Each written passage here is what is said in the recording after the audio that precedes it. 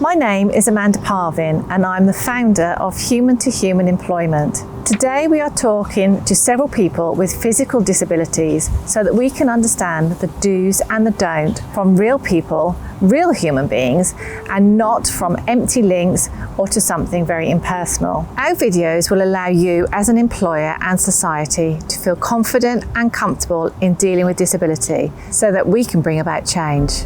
To set this in context, first a few facts and figures taken from recent research data. There are 13.9 million disabled people in the UK. There are more than 3.7 million disabled people in work.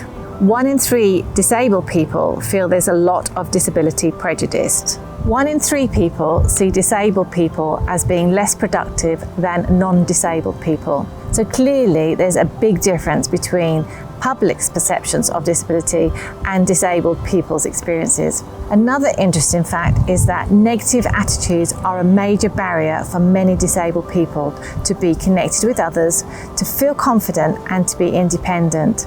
Disabled people should have the right to live their lives without the attitudinal barriers they currently face. Tackling this misconception is crucial to getting more disabled people into work and to ensuring a supportive work environment. They deserve the right to be valued for their skills, ability, and to be treated equally.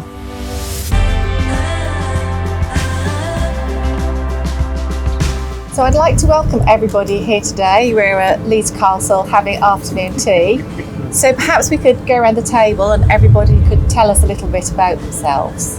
So Sophie, would you like to start? Sure, I'm Sophie Fornell and I am the CEO of a charity called Centre for Independent Living Kent. My name is Lana and I'm Sophie's PA. Okay. I help Sophie with what she needs me to do. Okay, and is that on a day-to-day basis in the work environment? Yes, it is, yes. Okay, and just so people can understand, that's through the Access to Work scheme, isn't it, which we'll touch on a little bit later on? Absolutely, okay. Yes. Lana's a PA who supports me in my job, doing the elements of my job that I find it difficult to do. I'm Andrew Robertson, CEO of a small family business based in the north of Kent. Okay. Company's called R&B Star. We are electrical wholesalers, employ about 60 staff through 2 sites. Cool. I've been involved in the business ever since I was 10 years old. Being a family, 3rd generation business, you get drafted in at a young age. I work a little bit with Sophie at Centre for Independent Living. I've been a trustee. I'm the new boy on the block, so I'm still very much learning. I'm Aaron. I've been Andrew's support at home and at work for about 8 years.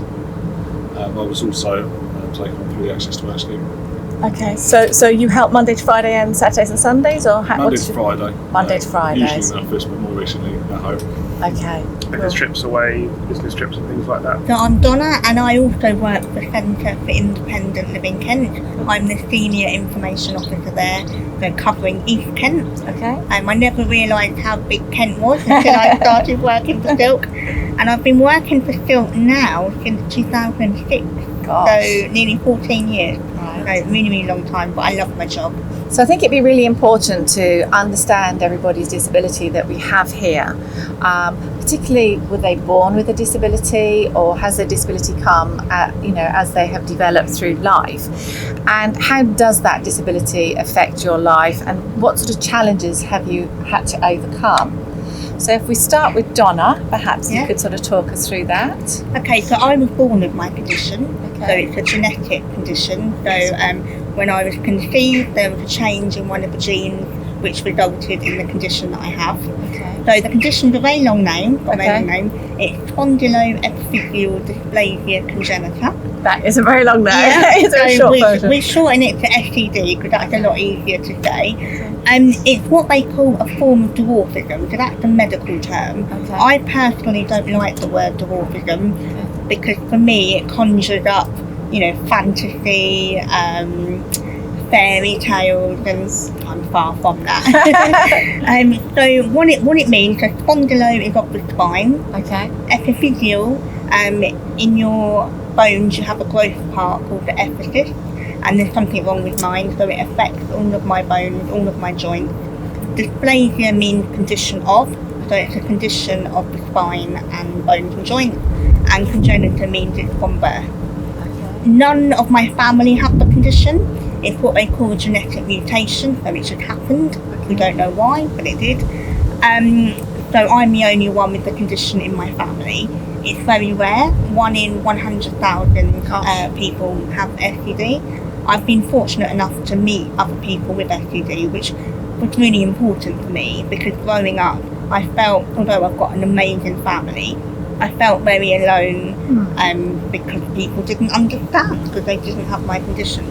So meeting others with STD has been amazing.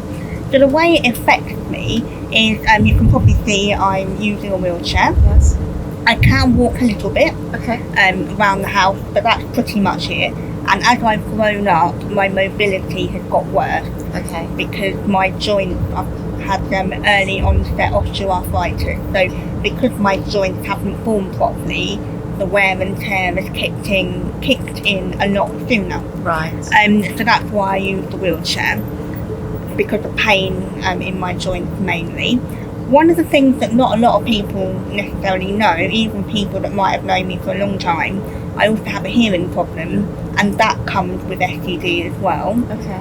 So I've got a good gadget You've got a little here gadget. on the Yeah. table. How cool is that? This is my portable loop system. Okay. So it's got a microphone and it picks up everybody's voices, Okay. and then it connects to my hearing aid. Okay. I haven't got a normal hearing aid. I've got what they call a bone anchored hearing aid, a Right. BAHA. Right. It's similar to a cochlear implant. Right. Most people know what that is. So basically, I had an operation when I was 14, and I've got an implant in my skull. Right. Just behind the ear, is it here? Yeah. Okay. Yeah. And so I hear through the bone.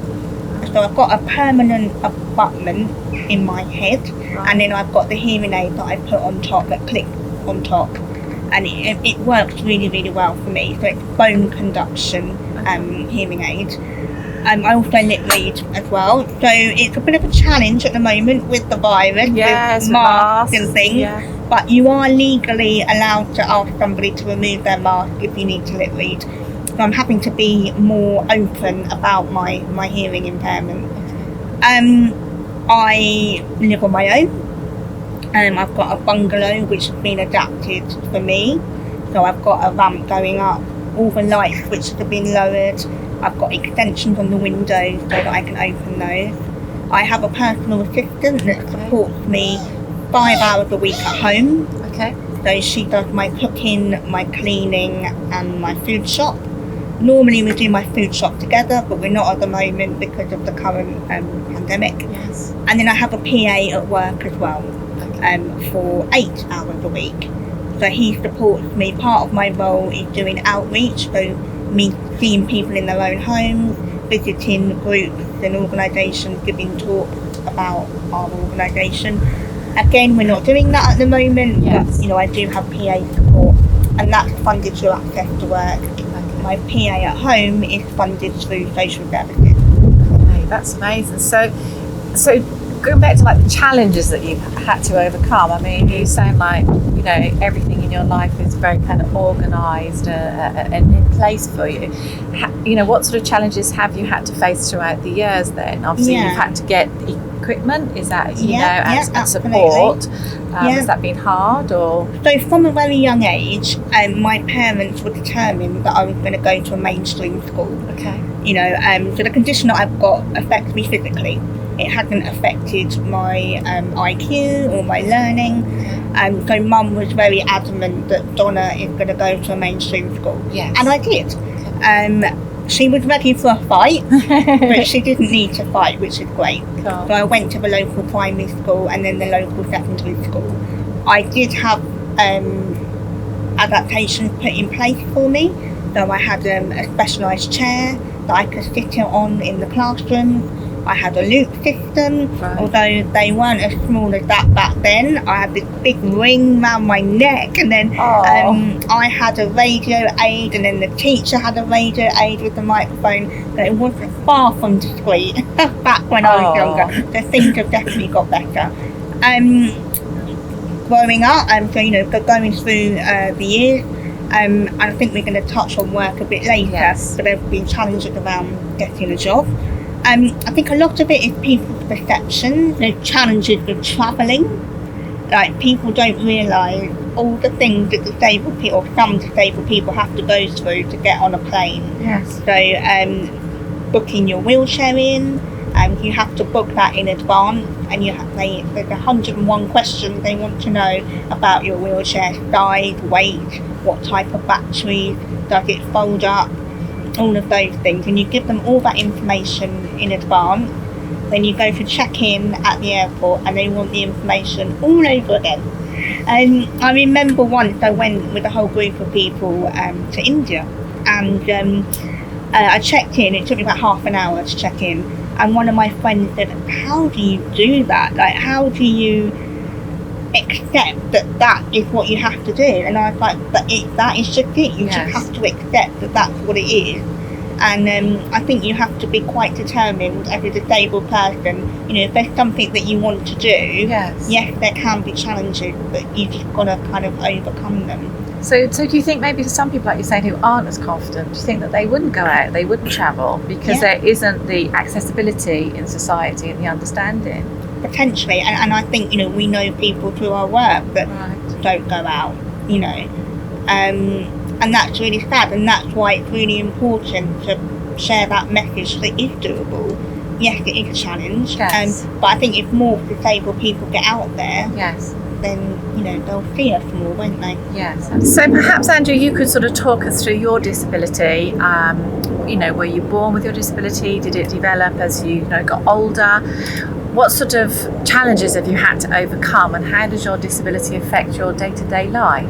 Okay, sure. So I have a type of muscular dystrophy. Okay. It's called type 2A limb girdle muscular dystrophy. Okay. It might even be longer than I'm not sure it's as long as Donna's. But it's a genetic muscle wasting disease that I was born with. Okay. But I didn't have any symptoms until I was 18. Okay. So all the way through life, without a care in the world. But I always had a feeling, and it's really bizarre, I had a feeling that one day I'd be in a wheelchair. And I had this really weird belief all through life that being a wheelchair user, as long as I could get outside and enjoy the fresh air, enjoy the countryside, you could make the most of it. Right. I don't know why I had that feeling. It's really kind of weird, that stuck inside me as I was growing up. So when I was 18, doing my A-levels, started to become a little bit weaker. The weakness is mostly around the hips and the shoulder muscles, so my arms will only lift to about there. Okay. And the legs, my feet are very strong, my hands are quite strong, which is wonderful for nothing. But so to start with, I had 10 years of being walking wounded, having the impairment within the hip muscles, and if I was stood up at a bar, if I was in a nightclub or something like that, there was no visual signs that I had any kind of impairment. Okay. You nudge into me, I'd collapse to the ground like a very drunk person, and it would take two strong people to pick me up. Right. So one of the challenges going to university, I remember falling over in a nightclub once and the bouncer dragging me out the club. Oh my gosh, no. Get to the front door. I said, "I'm really sorry, I don't drink. I've got a disability." He was very, very apologetic, but that was it. I wasn't going clubbing again. You kind of, it became too dangerous. People don't realise there's anything wrong with you. Yes. So for me, when I started to use the wheelchair, the electric chair, it gave me a new lease of life. I was off. I was gone. There are challenges, and I remember, similar to Donna, the first time that I flew, my wife is from Cape Town, so I wanted to go and visit her family before we got married. Did all the research. Every flight over 4 hours must have a disabled toilet by law. Kept ringing the airline in advance. Went with British Airways, took a Premier Economy seat for a bit more space. Got to the airport, and they wanted me to get out of my chair straight away. Being quite naive to that, okay, and I got into a transit chair, which I was then in for 3 hours, which was very uncomfortable. Yes. Got on the plane, and there was a lot of kerfuffle trying to get me into the seat, and the armrest didn't lift up, and the staff wouldn't lift me, and my wife lifted me into the seat, and someone came to find me and said, "Oh, Mr. Robertson, your chair is definitely loaded. Just wanted to let you know, we're told not to take it, but we've taken it." Well, who told you not to take it? Gosh. Middle of the flight, I asked to use the toilet, and the air hostess comes round, explained I was the wheelchair user. She said, "Oh, have you got your own chair, or would you like to borrow ours?" I said, "Well, I think mine's in the hold. I don't think."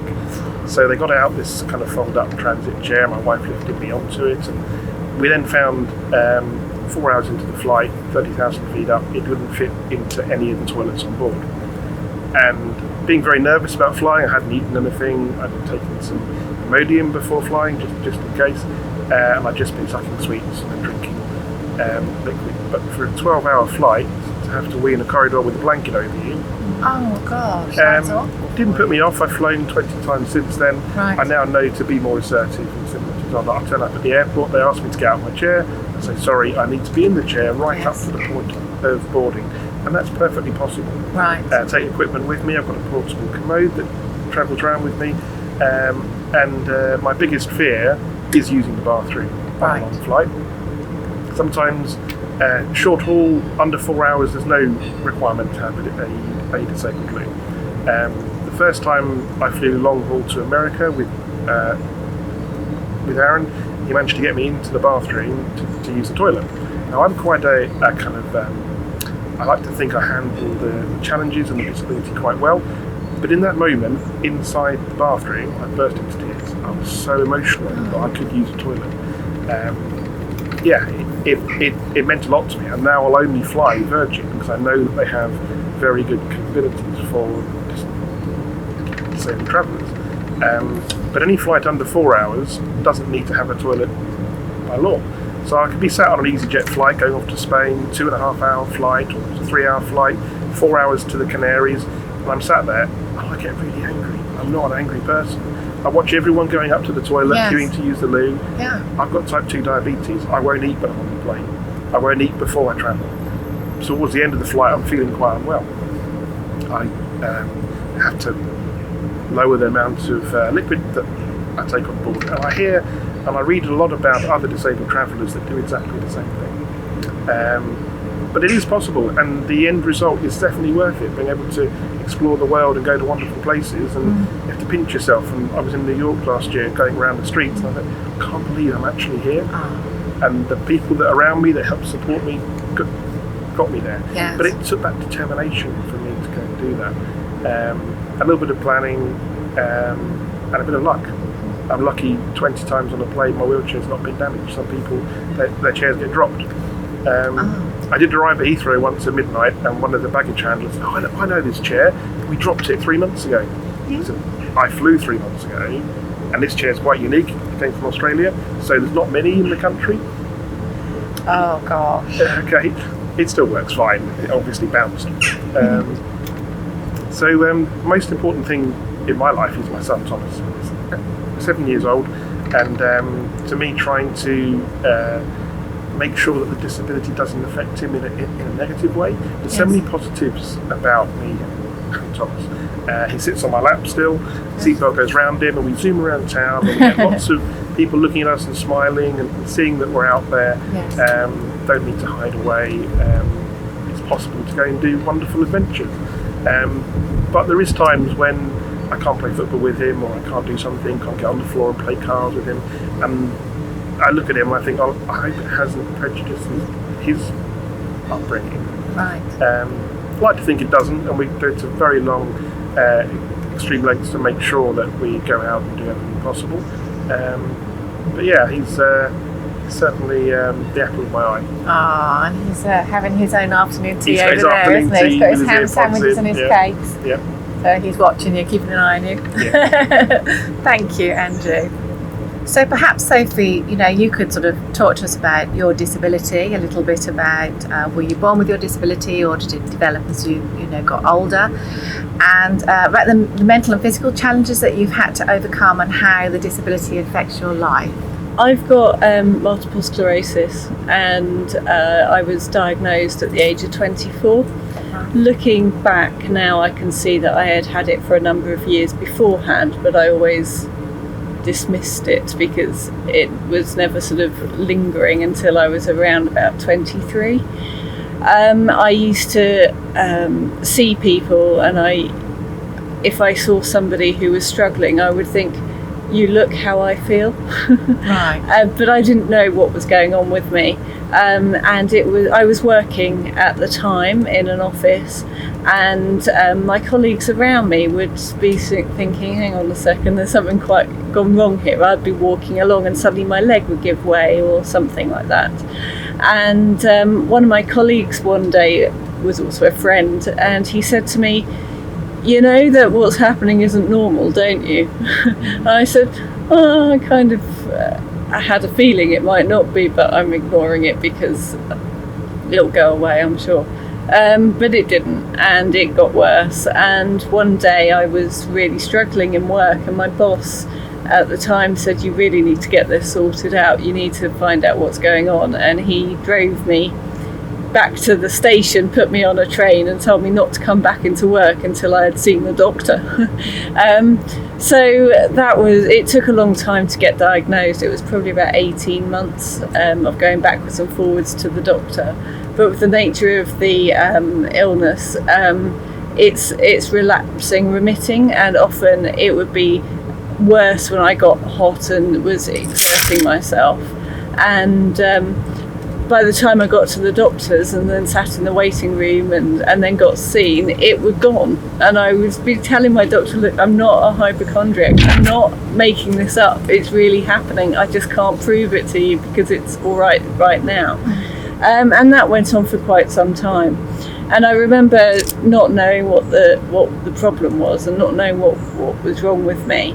And to make myself feel better, I used to enjoy having a hot bath, but the heat would actually make things worse. So I would have a long hot bath and then get out of the bath and collapse. Right. And so that went on for quite some time, and I'd never put the two together. So it never really occurred to me that I was probably making things worse for myself. And then eventually one Christmas, I saw my doctor, and he said, right, I'm going to send you along to the hospital, we need to get to the bottom of it. And so that was in January, and I hadn't spoken to my family about it. I was living further away and I didn't see them very often, so none of them really had a clue. And by that time it was really very obvious that something was quite seriously wrong. So I spent Christmas with a friend instead, so I didn't have to see them, so I didn't have to talk to my family about it. Right. And it was only when I was in hospital being diagnosed, I had told my brother that I was going into hospital, but I saw him secrecy. And whilst I was in hospital, my brother came with me for the appointment, and when I was admitted, he contacted my family and told them. Oh. So my dad was living in India at the time, and he flew back, and he was there when I was diagnosed. So yeah. And so what age was that when you had your diagnosis? 24. 24. Yeah. Okay. So up until that point, I'd been through university and school and all the rest of it with being blissfully unaware that something was going to happen. Right. And it was kind of a shock to be diagnosed with something that wasn't going to get better. Yeah. There wasn't going to be a cure for it, and it was potentially progressive, and it has progressed over the years. And now I have a mobility impairment. I use crutches, and I get support from people when I'm out and about. And so, yeah, I mean, it's had a big impact on my life. But I think of it as an inconvenience. It's not me. It's just the thing that's bloody annoying. And it means that I have to factor it into absolutely everything I do. I'm very lucky that I've got really supportive friends. I've got a great husband who's very supportive. He knew me beforehand as well as afterwards. I mean, we've known each other for a very long time, so that was nice. It was kind of important for me that he knew me before and saw me as Sophie. I'm no different. I'm just me, just with a massive inconvenience. Yeah, so that's me.